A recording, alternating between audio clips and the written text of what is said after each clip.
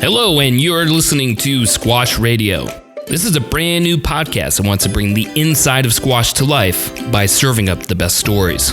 We've already gotten great feedback from listeners who help point us towards new stories to share, but we're always looking for more. So if you have a story you think is interesting, please reach out. But here is where we still need help. We are small but have big dreams. Can you help us get the word out and spread the news? Small things like, do you have a website and want to include Squash Radio? Well, it's super simple to do, and boom, Squash Radio can be right there with new episodes loaded automatically. Or can you support us on social media by following us or liking us? Anything is extremely appreciated. Well, there are lots of ways to get in touch with us. Any of the social media apps, or just email us at squashradio@gmail.com. That's squashradio@gmail.com. Thanks so much for listening, and we hope you enjoy.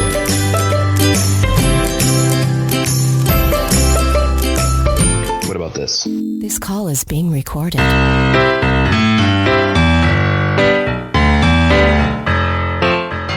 Hey there, squash fans. Welcome back to Squash Radio. I'm your host, Connor O'Malley.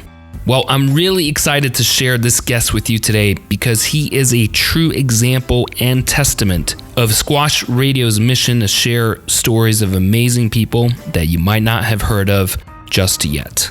Well, today's guest is someone who has an unyielding desire to make a positive impact on his community to improve their lives, and does it all with an infectious laugh. Let me introduce you to James Dodson, who spent the majority of his time working, living, and raising his family on the south side of Chicago, but now resides in Phoenix, Arizona. In our conversation today, you will learn about James's professional career in journalism and publishing with a focus on youth media, but felt a growing frustration over the years of only reporting and documenting the problems. Enter the opportunity of Metro Squash, where James was one of the founding board members of the urban squash program dedicated towards improving the lives of underserved children on Chicago's South Side. James has served on the board of Metro Squash for 13 years, including being chairman. He also helped to raise over $8 million needed to build their new home facility. But just as importantly, he has also been a mentor for the students. James is trying to spread and repeat the success of Metro Squash, but this time in Phoenix by launching Arizona Squash Inc., with the same mission to enrich students' lives through squash. We hope you enjoyed today's episode as you get to know more about James Dodson, and enjoy the show.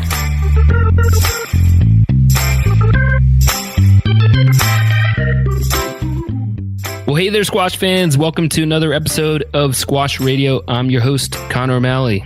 Well, today I'm really excited to have our guest here today, and he's someone that I've actually known for almost 15 years now, and that is James Dodson, who is originally from Chicago, but now resides in Phoenix, Arizona.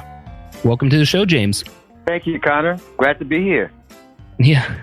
Well, before we get into the meat of the story, which is, your connection to squash and all the different aspects you've been involved in the sport, both as a player, but then also really driving the growth of the game within urban squash, I want to give the listeners a little bit of background about you and your professional career. Would you mind sharing a little bit of your history? Sure. I spent most of my career as a journalist slash publisher. I started out as a young journalist, photojournalist in Chicago years ago, covering youth and poverty issues in Chicago for something called Youth Communications. And it just kind of, just engaged me to a point where I just took off with a career. After winning the award from the Robert Kennedy Memorial Foundation and starting college, I actually took off a year to work for the foundation and cover Capitol Hill in D.C., and it just continued on. And I continued on the progression to move into positions on daily newspapers. I worked for a company called Knight Ridder, worked in Detroit, St. Paul, Minnesota. I also worked for other companies, the Cleveland Plain Dealer.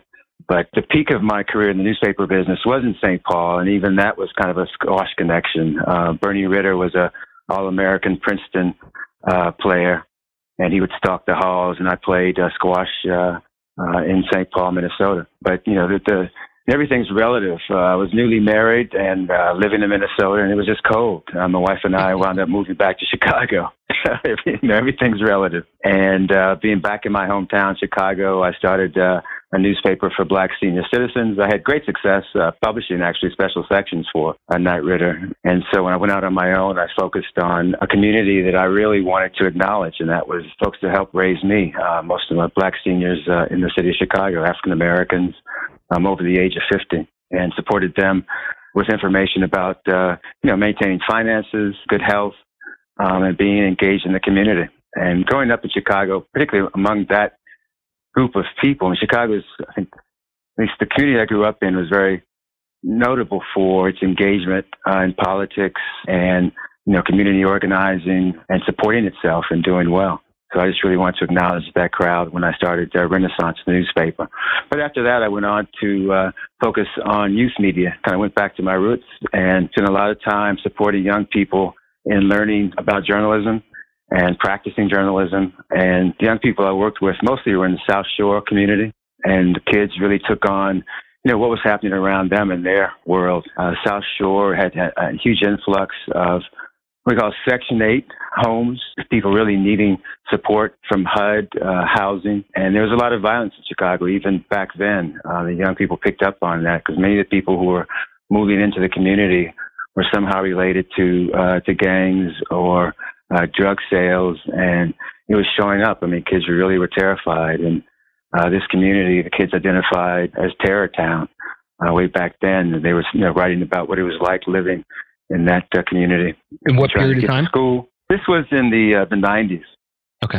And we also looked at issues like economic issues, following the white tea in terms of manufacturing, where things originate, how they're made, how they're marketed, and what's the impact on local communities. So it was an exciting time. I mean, it kind of went back to my initial roots, just covering, again, young people in poverty. As you were talking, one of the questions I want to ask you was, you said you work with developing young talented writers or journalists, and I'm curious, what tips or do you find yourself giving most often to try and help them improve? To really follow your passion. The exciting thing for me growing up as a photo journalist was the joy of having a camera in my hand, being able to observe so much and see so much and capturing it, and then have a reason to publish it, to help tell a story about a young person's life, or to tell that story in a graphic way. When I think about it now, I mean, really, it's kind of the same thing. I tell students in urban squash or metro squash, follow your passion. When I was a photojournalist, I was in the darkroom. I mean, back then, everything was still chemical production. But I would spend hours and hours, in the darkroom developing prints for what we call a publication called Retrospect, which was a photo magazine of Chicago teenagers. And, it just seemed like it's just such an easy thing to do. But, I mean, the amount of hours I spent doing that was amazing. I mean, it was just way over the top. But, I mean, it was a love, it was a passion, and it's carried me for a long, long way, and we've benefited, and my family's benefited, as a result. But same thing, I think, with urban squash and metro squash particularly. Kids just are hooked by squash, and that just carries them, into after-school tutoring, the whole thing, cultural enrichment and civic engagement. You just kind of follow your passion. Yeah, it's that driver that allows you to accomplish so much more. I've known you a long time, and I know you're very generous. You're very humble. So this next question may be hard for you to answer, but I want you to share with the listeners, because I'm curious about what the answer is too. But I want you to share like one of your, just something that you're most proud of within your professional career, or what's a success story you can share, when you look back on your experience. With regard to youth media, I think it's the idea that, it's definitely just seeing young people learning the business. We published a newspaper in Chicago called New Expression, which was totally by teens, for teens. And it was the fourth largest newspaper in the city, after the Sun-Times, Tribune, and the Weekly alternative paper. And, just being engaged in covering ourselves, really just being able to tell our stories as young people was amazing. And, growing up, I saw the value of that with regard to community development. I mean, a thriving community really has a media and has a need for a media to keep people engaged, whether it's, the business of a community, business leaders, small business, large businesses. And people need to know about what's going on there. But people also need to know about what's going on with regard to, crime issues. Need to know and need to hear good stories about what their neighbors are doing. And I just love to see young people taking that on amongst themselves. Unfortunately, I think in the United States, so much media is geared towards adults. We just don't hear enough about what young people are doing from young people. And I think if we had more of that, we would have better schools. We'd have better after-school programs. We'd have much more engaged young people in civic life. And I think, one of the greatest tragedies that's coming up is, net neutrality. I mean, really just having a free access to the web, the internet. I think we've had a lot of great success with media. Tie that up, and to tie up a young person's access or community's access to media is a tragedy, and we need to make public information available freely. It's a real passion of mine. I think it's something that we really have to strive for. I mean, freedom of speech is an important thing. I'm encouraging young people to speak freely and realize the power of their voice, whether it's in voice or on radio or in print. They have to be able to tell their story, share what's going on in their lives. I completely agree. And you bring up an interesting point I don't think I'd really considered is making sure that the teenagers or youth have ways to tell their stories. And I can imagine your initiative just being so empowering to them, having that kind of huge mechanism at their disposal and being able to share. How did the students react to it? Well, I think that from having produced the media, helped produce the media, just seeing the audience response to the magazines, to the radio shows we did, the students, young people were just engaged. When I grew up, Chicago was a different time. I mean, it wasn't necessarily fully thriving, but I lived in a community where, my neighbors were very successful, hardworking people, and, just working to maintain a good neighborhood, safe neighborhood to grow a family. And so when we start writing about things that are going on, I mean, people responded well to stories about their friends, responded well to things that were going on around them. But as we were teens, so the big things for us were parties. My high school, I went to a Catholic boys' school. We had something called the Mendel Bi-Level Jam. We would raise $40,000 during the summers with just parties, and that kind of led into the development of house music in Chicago. Many of the DJs went on to be very successful, and it was a good time. I mean, I think coming back or later on, realizing that a lot of those, parties and students were vulnerable to a lot of gang activity. I mean, when I went back to Chicago, that was the feedback. And, the economy just changed such that so many jobs were lost, manufacturing was leaving. In my high school, it was a thriving Mile Square campus, was struggling to keep students, paid students engaged, involved. And eventually became a public school, and coincidentally it became the Gwendolyn Brooks College Prep, which was exciting for me because I had worked for Third World Press, the oldest continuing publisher in Chicago, which was Gwendolyn Brooks' publisher for years and years. But, the city of Chicago has changed so much, but it's very much a media town.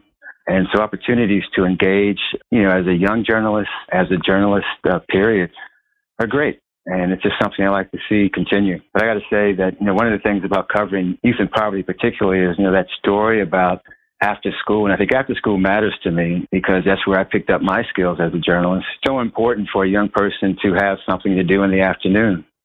Yeah, absolutely. Well, now kind of just transitioning into the squash portion of it. I mean, this just gives so much context in terms of your involvement with Metro Squash. And we were fortunate to be able to engage you to become one of the founding board members.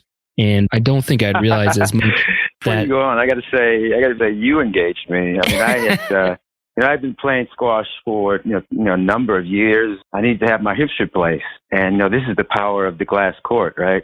University Club is hosting the Windy City, the first glass court event. This is probably back in 2004. It is 2004. And, I was such a fanatic, I decided to have one hip done in advance of the tournament so I could watch the tournament and then go back and have the other side done.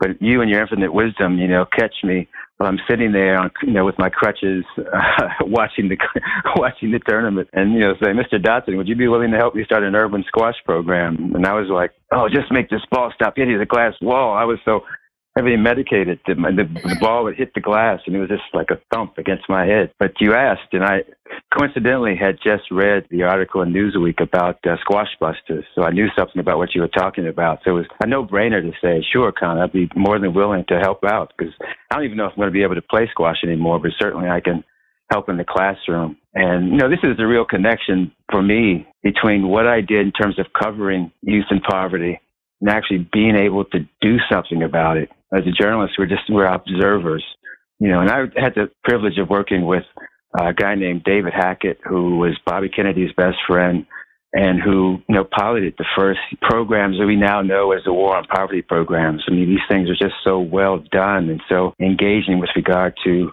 communities. People really had to think from the bottom up, think about what they wanted in terms of being funded and moving forward with the project. Harambe and Bedford-Stuyvesant, New York, and a lot of programs around the country. But for me, when you asked me to help out, it was, I'm not an observer anymore. I just, I get to help kids directly in a program that married, my passion, squash and the power of education. And this is, in Chicago, it's just so amazing. John Flanagan was there, doing these things. And now when I look back and knowing that you got the glass court event for 2018, the Windy City, and it's, it's 500, K, and it's parity, it's equal pay. That's what we were able to do in Chicago. And I think urban squash, Metro squash particularly, was very instrumental in getting that started. I mean, when Metro squash hit the ground and we got it going, it was really, about growing the community, engaging the community. It was just people were looking for something to give their funds to give their support to volunteer. You really hit the nail on the head, Connor, I think, when you started things up. I mean, you were smart enough, and I'm thankful for that, to engage Jackie Moss, Claire Manana. These are two extraordinary women. I mean, they just pushed forward. Bart McMillan and Ildy, they got all the paperwork done, got that thing through.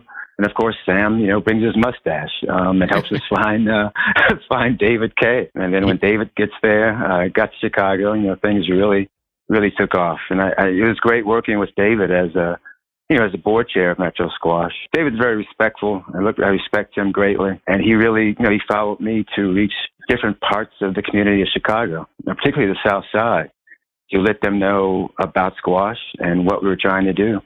I'd done a lot of work for something called the Black United Fund in South Shore, a group of Black nationalists for the most part, and very much about raising funds raising funds to give small dollar amounts to nonprofits and small nonprofits. And we did a lot of youth media projects with them. But the interesting thing is, I'm in a meeting with David, visiting with a guy named Henry English, who ran the fund. And Henry tells a story about he grew up on the west side of Chicago. And he said, I played squash when I was in high school. And I was floored. Yeah. I'd never seen many Black people playing, or African Americans playing squash. And then Henry, who is someone I looked up to, a former Black Panther, was telling the story about playing squash. And then I realized, and he introduced me, tells me about other folks who had played, who were leading, large nonprofits in Chicago, the Center for New Horizon with Dr. Karanja. He played squash as a football player. During the off season, he played squash at Wash University. But, David and I traveled around and engaged the community in a lot of different ways, and it was really an extraordinary, fun thing to do for our young people. I mean, absolutely. In retrospect, it's at the beginning, I think we started a really solid foundation in terms of the people, getting the right people in the room to help tackle this pretty ambitious vision. And it really, I think I was young and dumb enough that I didn't know what I didn't know. And that really helped me kind of just keep pounding on doors. And one line that's kind of resonated with me, it's like, it's amazing what a community can accomplish when they get behind a shared vision. And I think that's just by one person at a time, we really built up just an amazing collection of people and willing to support this initiative. I mean, you're a huge reason for that success. But really, we did all that because we wanted to make an impact on the community. And I'd love for you to share just kind of a favorite story of yours about any of the Metro Squash students, and whether it's a moment or kind of throughout their experience, you saw them from day one and where they are now. Of course, I mean, there's Don Hall, who is my mentee, a young man I met at the very beginning. He's been a part of Metro Squash from the very beginning. And, he had been mentored by someone else, but someone who left town. And so I was asked to support Don. And, he just, again, it's just that passion. I mean, he loves the sport. How old was he when you met him? Oh, God, he had to be about 10 or 11. Oh, my gosh. We start young people in 5th and 6th grade. And he was part of that first cohort. He had braids, a lot of beads. I think about that now. But he has a wonderful mom and grandmom who supported him. And, what I see, I don't know if it's different from others who participate in Metro Squash, but I mean, I saw people from where they lived in the community. Don lived about a half a mile from where I lived in Chicago, an area that, I knew a lot about growing up. And, it was just a joy to see that he had what it would take to succeed, to get through Kosminski, which is a huge elementary school, underperforming school. But, and I think that really drove my participation in Metro Squash, really just, and we worked with 12 kids early on, but just, knowing that we were providing a massive amount of resources to young people to see that they succeed, that they get into their best high school, they get into the best college. But Don, just had a passion about the sport, played all the time, wanted to play all the time. And, it seems as if he saw the possibilities. And that was the joy about being in relationship with him then. Today, he's been out to Arizona a couple times. He'll graduate from the University of Illinois, Springfield, and been a slow route. But I think he really enjoys Springfield, being out of Chicago and working in the bank, testing his accounting skills, and taking his time to get through and enjoy that college life. The sad thing about his experience at University of Illinois is that he wasn't able to really engage with squash. I mean, he formed a squash club with the one convertible court they had, but just keeping it going was tough. But he's still close enough to Chicago to get back and play and continue to play. And that's, I think we need to do more of that, just create, environments where we have colleges that may not have squash programs, but at least allow our young people to stick with our programs. In this case, being Metro Squash, being close enough to be engaged, to be on court, and to engage with your friends and family. I'm curious, in your role as mentoring Don, what were the common topics of conversation that you guys would have, over the past 10 years? Like, what do you guys find yourself talking about mostly? There's a little bit of everything. I think our first meeting, we provide mentors with a checklist, kind of one of those things where you kind of interview each other and you discover what the birthdays are, favorite colors are, favorite foods are. I can't remember any of that stuff. I just, I work with the kids where they are at the moment. And for Donna, a lot of it was squash, beating me at squash, being able to, to travel.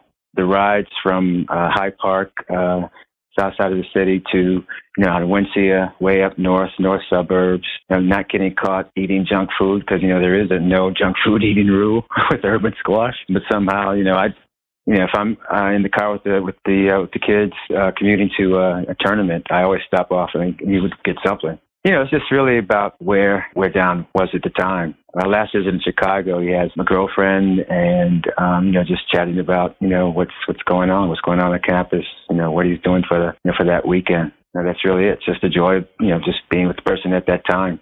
Well, it's not the best antidote, but no, it's that is the journey. A lot of it. I mean, the big thing is just being there, right? And I think both ways, being able to openly share and the consistency is what's important. And I think I'd struggle to answer a question like that too. I think it's just different with different students. I mean, there's Cameron Warren, who is graduating now. Cameron, I've known his father for years and years. His grandfather was pastor of my church growing up in Chicago and Chatham. And his father was a year or two behind me at Howard University. His uncle, actually, we were in the same year at Mendel in high school. So I'm really excited for Cameron now. He's being recruited to play squash. His excitement with regard to squash and academics, and Metro Squash in particular, is infectious. It's really contagious. had a chance to visit with Shirley Francois, who's now at Wesleyan. She was out in Arizona over the summer working for Teach for America. I mean, these are young people who've gone through extraordinary trials at a very early age and have come out very strong. They're a joy to be around, and that keeps me going. Key driver to being able to get programs like these not just up and running, but running year round is basically it's fundraising. And you, in your role as board chair and having been on the board of directors of Metro Squash for 12 years now, have been very close to those fundraising efforts. And I was wondering if you could share, what do you wish you had known from the beginning that we could share, and what surprised you in that process?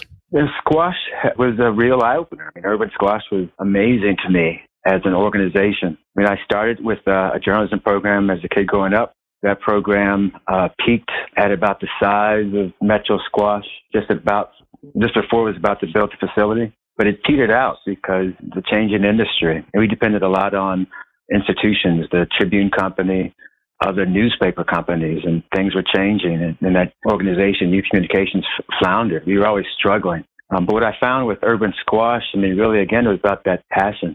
In Chicago, there's so many squash players in the squash community who were willing to give of their time and their finance to make Metro Squash work. And it was just that connection, that passion for the sport and the kids that really turned the trick.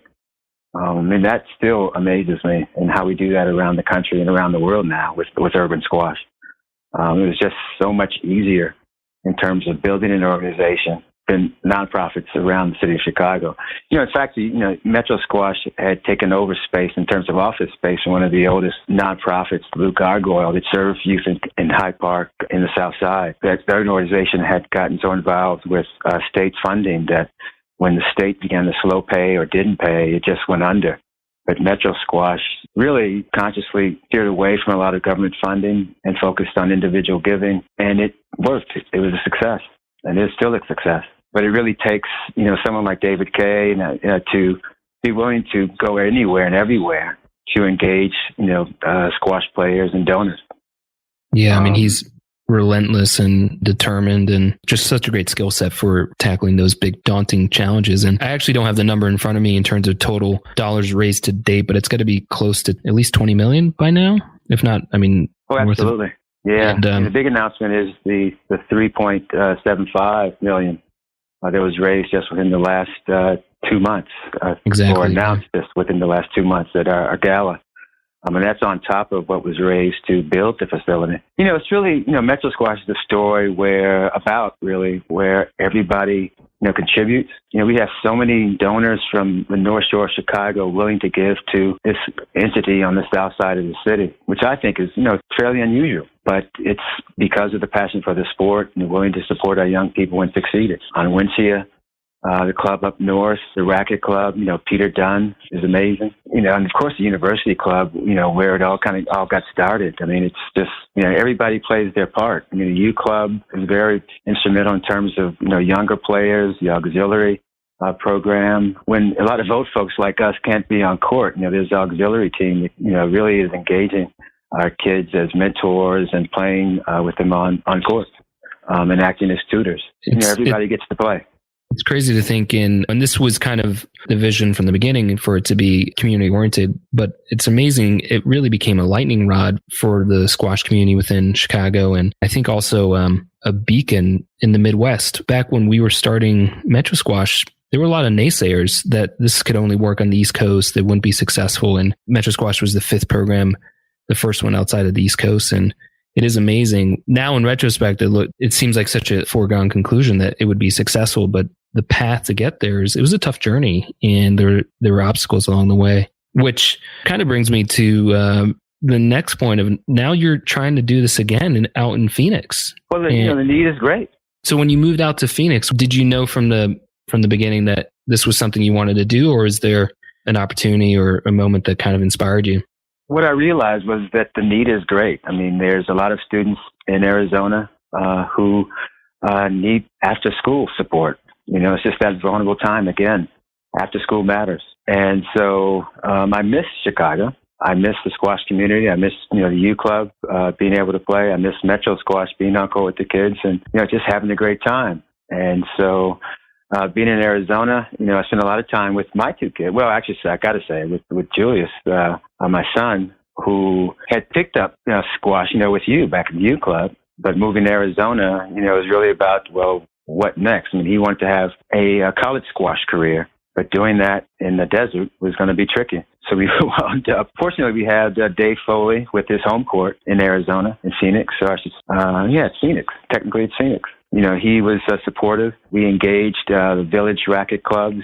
Julius played everywhere in the Valley. In the village clubs, Lifetime Fitness, which had an extraordinary squash community. You had, just with 4 courts, you had adults willing to play kids and, share that court time. But it was too far for us really to go on a daily basis, on a regular basis. And unfortunately, his Lifetime demolished two courts there, and that whole program was kind of slowed down a bit. But, really it was about supporting Julius in getting into college, playing squash.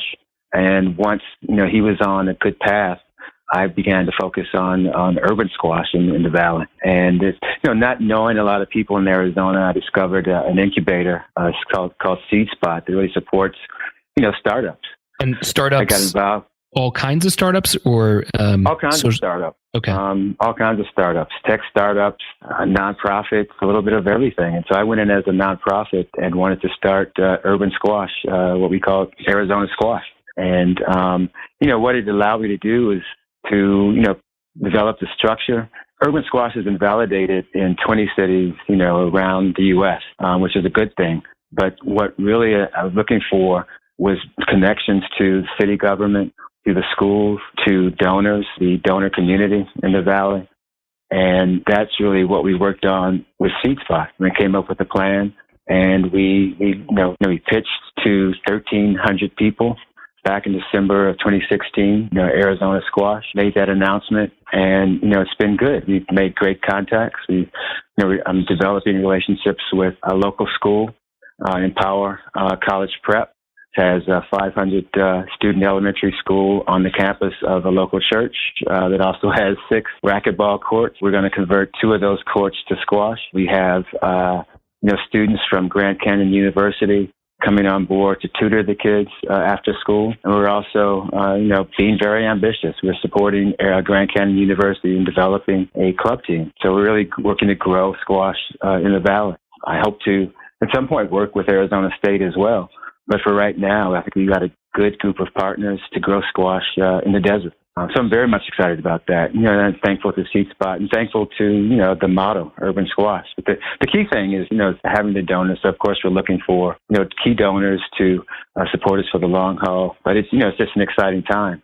Julius is now playing squash at Williams. He got beat bad by Drexel last weekend, where my daughter Alex went. Run into, of course, John White, Coach White, who was very supportive of Metro Squash early on, and we developed a good relationship. Dr.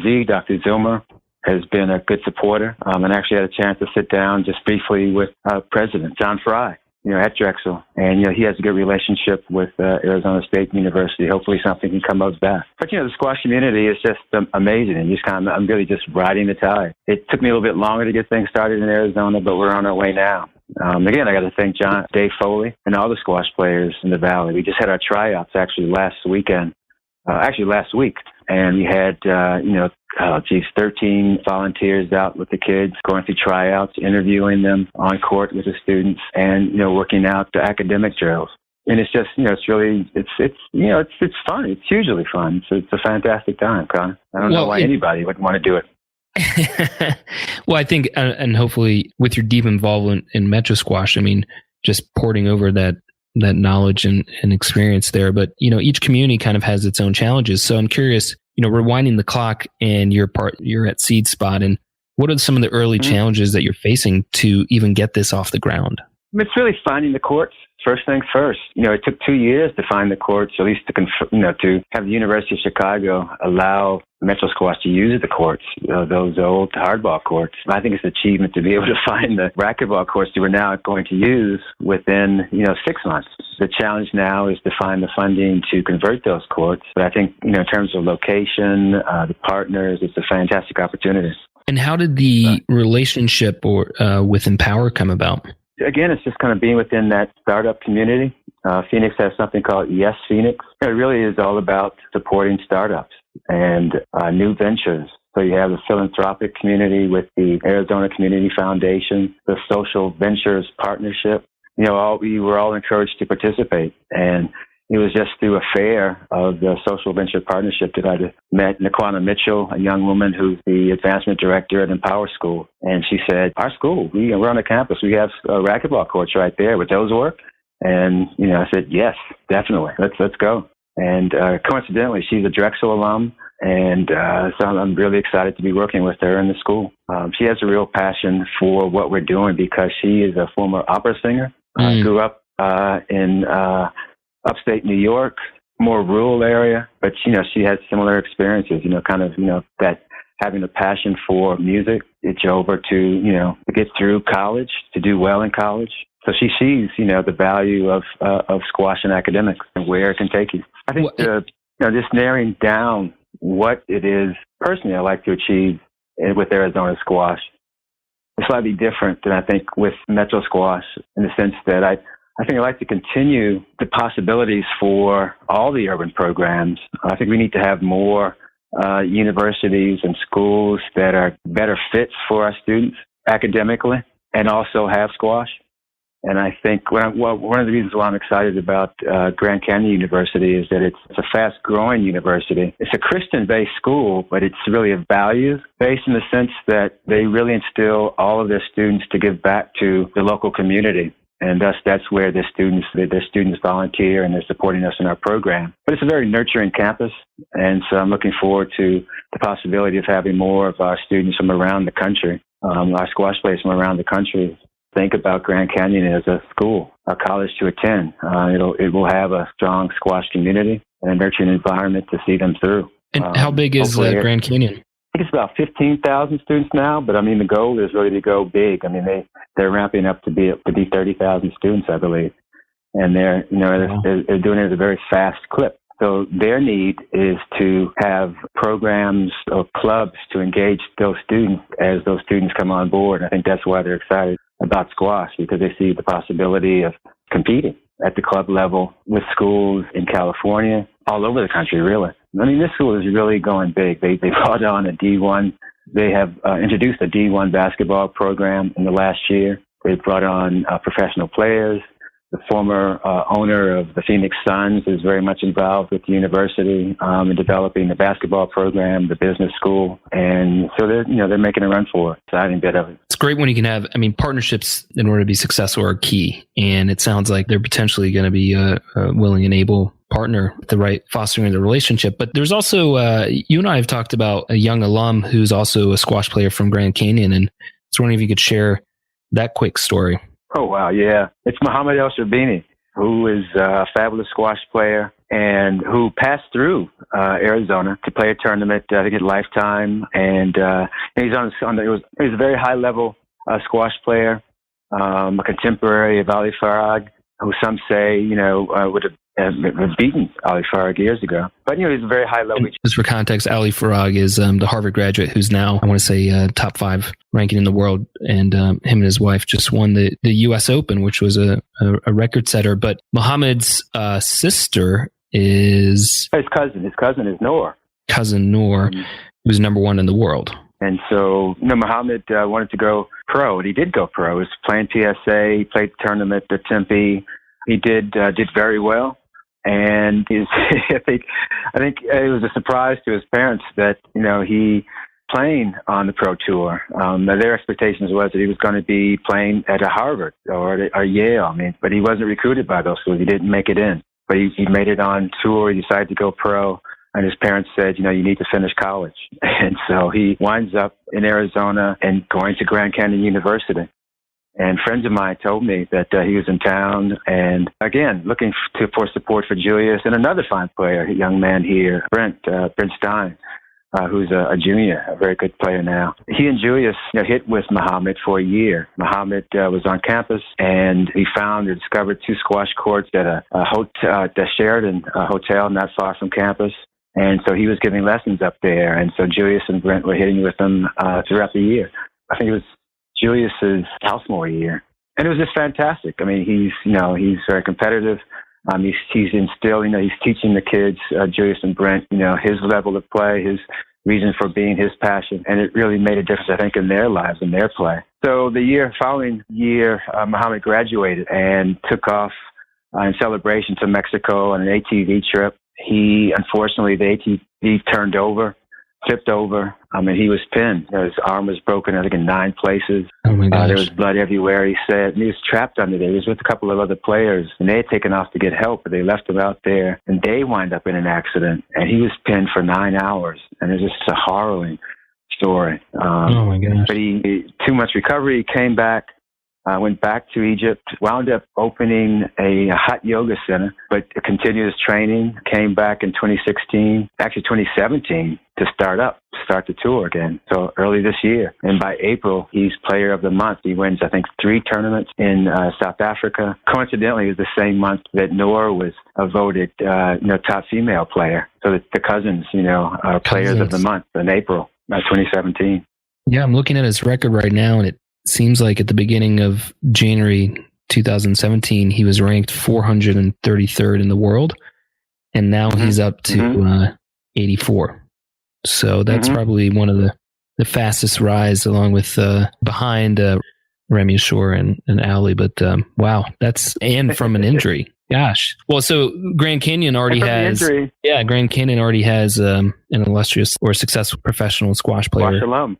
Squash alum. And I think having him around, just mentioning his name, or just actually letting them know his success. So I think that's really turned the trick with regard to their willingness to support our program. So I'm thankful for Muhammad for stepping in. He actually wrote a letter to the president advocating the game at Grand Canyon University, and I'm thankful for that. Well, what else in terms of looking ahead at what you want for success for Arizona squash? What are some of the next steps ahead for you? Well, our goal is to raise the funds to convert the courts. We'll start our program actually in January using the racquetball courts, providing fitness training, squash drill, and of course tutoring after school. We're really excited to start up, convert the courts. We're also raising funds to find our David Kay, to find an executive director who has that same passion and drive, and someone willing to do that in the Valley in Arizona. I think it's a fantastic location. And what's the fundraising goal that you guys are undertaking? How much? For the courts, it's $60,000. And to move forward next year with regard to hiring a director, it's to raise at least another $100,000. So to have that in place by the end of 2018, I think would be ideal. Where should people go if they want to support or learn more about Arizona squash? Oh, please go to arizonasquash.org, our website. You can donate there. You can learn more about what we're doing. You can follow us on Instagram and Twitter.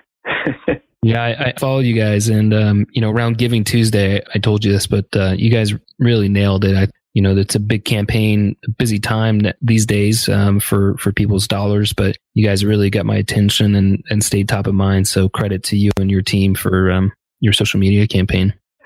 Well, thank you for your donation. It's hugely appreciated. It was a good time kind of getting geared up to do something like that. But again, it's relying on our community, and a lot of folks stepped up who I've been working with Seed Spot. The mayor's office of economic development has been a big supporter. Not the mayor himself, Greg Stanton. He grew up in an area called Metro Center. And I guess coincidentally, they also had a racquetball court in this center. I think a good tribute would be to call, kind of build everything over there, and that's Metro Center, Metro Squash West. But he's been supportive. He sees the value of squash and education and just broadening, a young person's horizon. So I'm thankful for that as well. Well, before we move on to the quickfire segment of this interview, is there anything else you want to share about what's going on in Arizona? Oh, geez, beautiful place.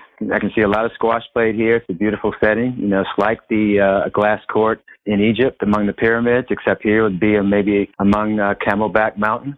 And it's a beautiful setting for squash. I'm looking forward to that. We know good things can happen when you have glass court professional events. So the power of the glass court. No, it really is. It's I think it gives an opportunity for the community to come together and celebrate whatever it is that you want. And anytime you have community coming together physically, there's opportunity to talk and share great things. And I mean, really that was a key success to Metro Squash and other programs along the way. Absolutely. I mean, this is Arizona, Phoenix area, Scottsdale is really amazing because it draws so many. There's so many Canadians, in the Valley. Squash is big in Mexico City. We have a lot of Mexican players who are here. Very happy and proud of a board we have. Of course, there seems to be a Wyant everywhere. We have Andrew Wyant, who is here in the Valley and is on the board of Arizona Squash. Andrew and I used to play in Chicago. We have a woman, Regina Duran, who grew up in Mexico City, and her family built its own squash court in Mexico City.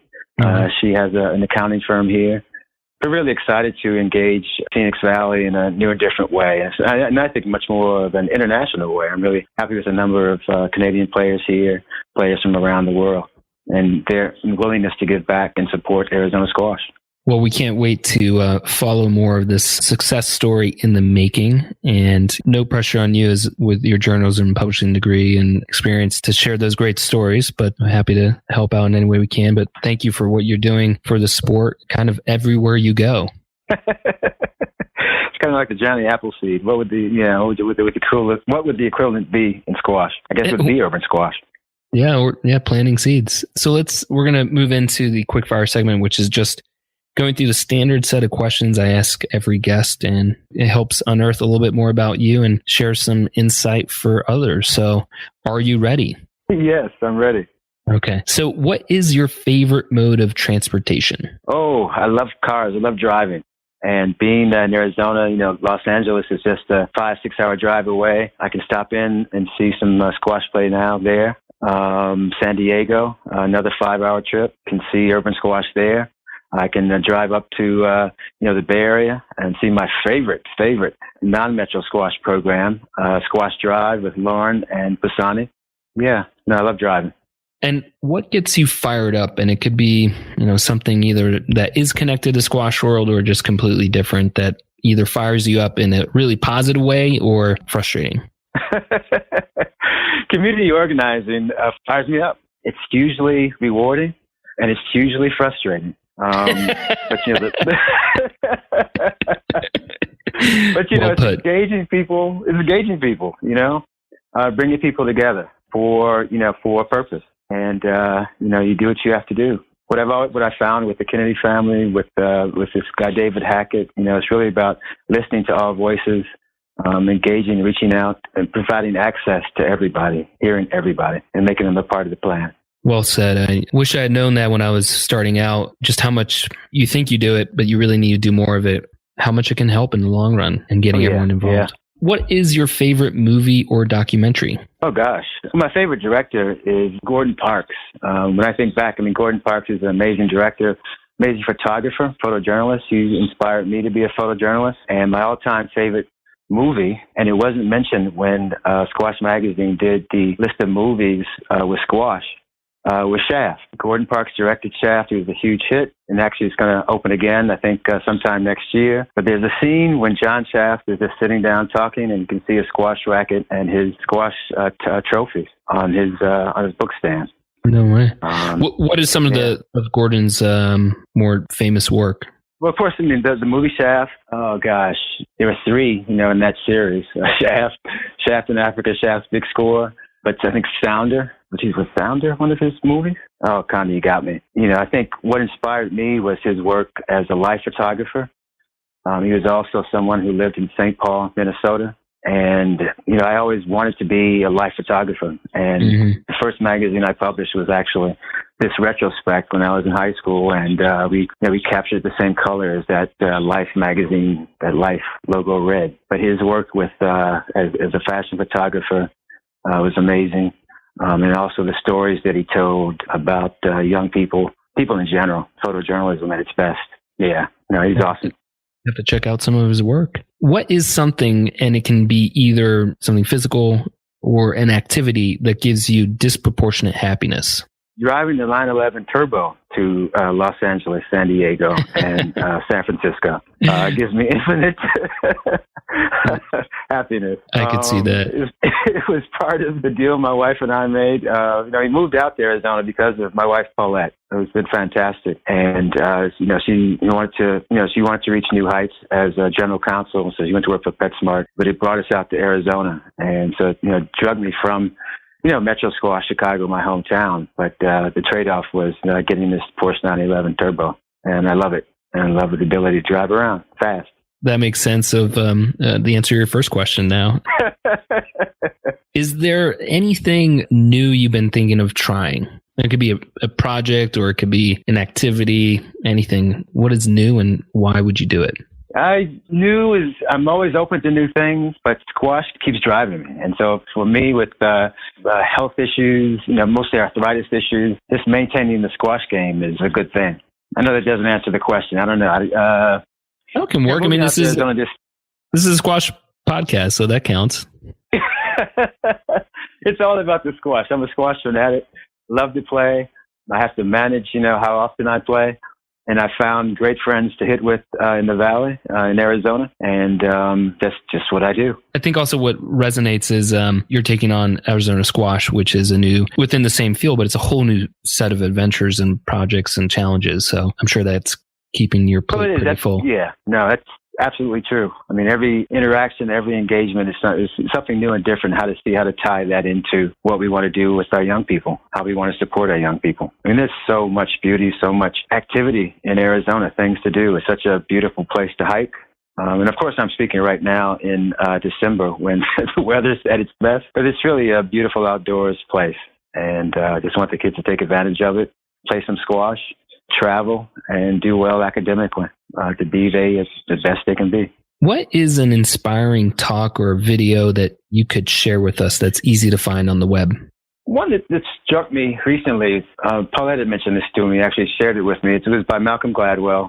But, he tells the story of how black teachers, when the South was desegregated, the school system was desegregated, a lot of black teachers were fired. And I never knew this. But basically, it wasn't so much, the movement to provide quality education for our young people. We needed to focus on making sure teachers were available. Teachers of color, black teachers are in the classroom.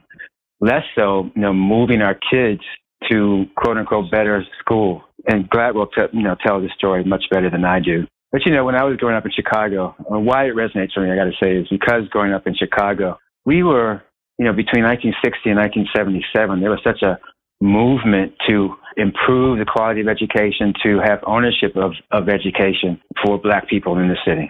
And, there were so many young people who were coming out of the civil rights movement, the Pan-Africanist movement, the nationalist movement. I mean, when you think about the Black Panthers, really they were about, quality education, about supporting young people after school. But what I found in Chicago is really about, there's so many young people coming out of Northwesterns with master's degrees, PhDs. They were giving back. They were starting tutoring programs. They were starting schools, African-centered school. My tutor wound up, going to Columbia University and designing the Thurgood Marshall School, coincidentally, the school that Street Squash works with now. She died of cancer, and that school struggles at this point. But I mean, it's, what has been improved, and because of urban squash, I mean, those students have the possibility and are doing great things. And I loved when George would send the kids to Chicago for the summer from street squash. I mean, we hosted many of them at our home in Chicago, and I still follow them. It's just funny how things kind of come around. Full circle. Yeah. Full circle. Yeah. And so this was a talk that Malcolm Gladwell did a few months ago. Okay. I apologize. I don't know the title or anything, but it really I'll put it in the notes or something. Yeah. Okay. But that's great. I want to check it out. Malcolm does amazing work and takes kind of, whether it's obscure or seemingly unconnected series of events, and just paints a thread that is just mind blowing. So I love anything he does.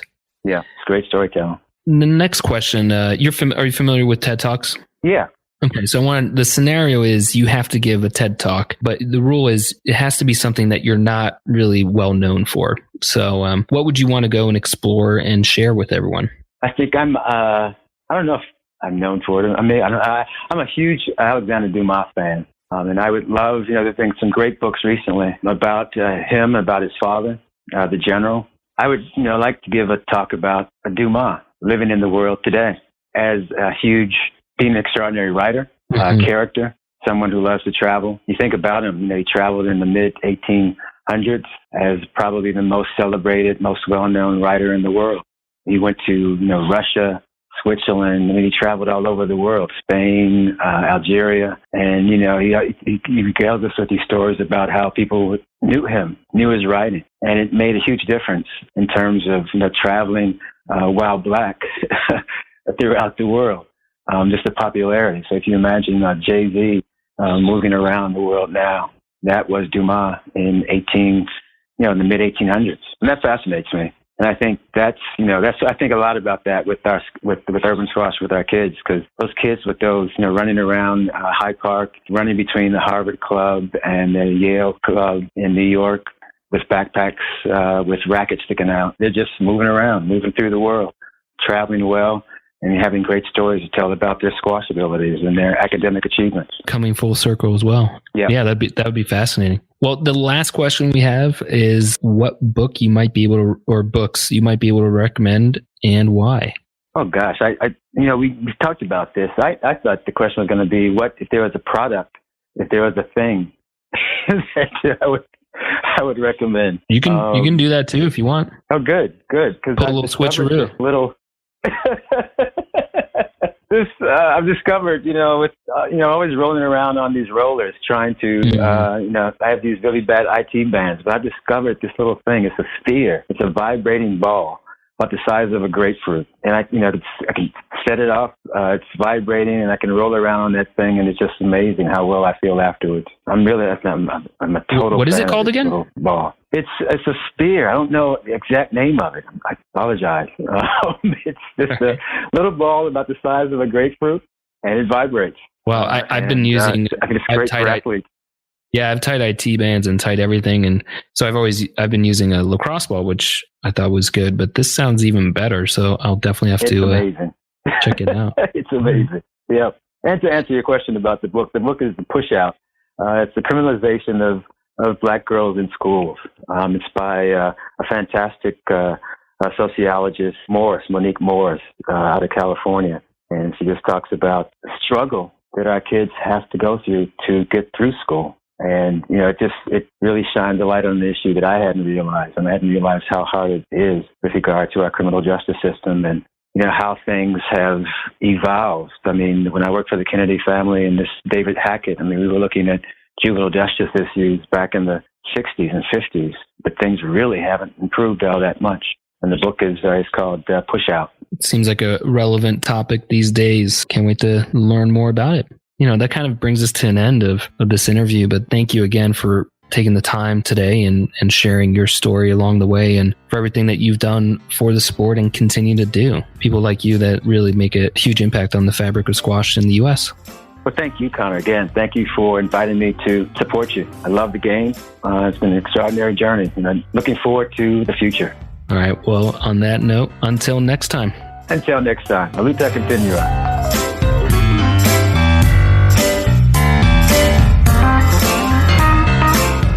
Well, thank you so much for your time today and for joining us on Squash Radio. We hope you enjoyed this latest episode. But before you leave, we just have one quick last message. As you know, Squash Radio wants to help tell some of the best stories from Squash World. But in order to do that, we want and welcome your help. Do you know a person or a story that involves squash that is interesting, funny, moved you care about, reflects your passion for the sport? Well, share it with us and let's try and get it out there on the air. You can email me at squashradio@gmail.com or reach out to us on social media. Again, thanks for your time and, well, until next time, be well and have fun.